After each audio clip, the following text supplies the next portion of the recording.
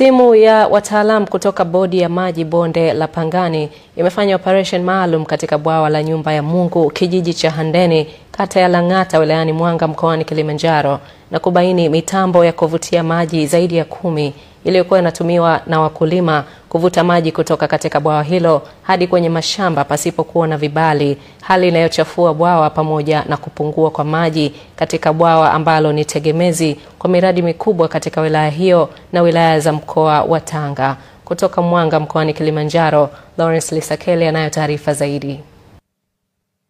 Baadhi ya wakulima waliokuwa wakitumia mitambo hiyo wakati wa operesheni maalum iliyofanywa na timu ya wataalamu wa bodi ya maji bonde la Pangani, licha ya kukiri kutumia mitambo hiyo pasipo na vibali, hapa wanaahidi kufuata taratibu za kisheria ili kuendelea na shughuli zao.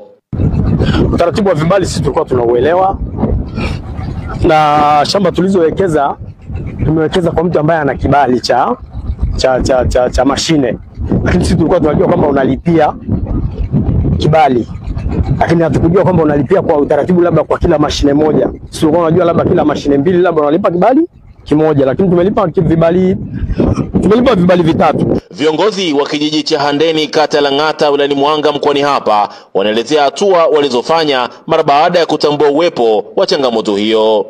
Ni kweli utumiaji wa maji huo upo kwa hasa wakulima wanaolima hapa na wakulima wanaotoka nje.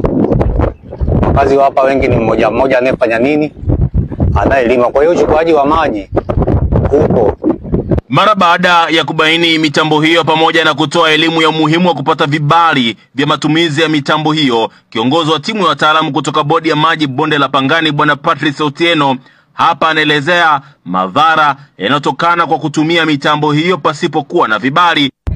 Lengo kubwa hapa ni kuweza kuangalia hawa wanaotumia maji kwa njia ya pump bila kufuata utaratibu. Tumekuja kuwaelimisha na pia kueleza wafuate utaratibu ambao upo kisheria.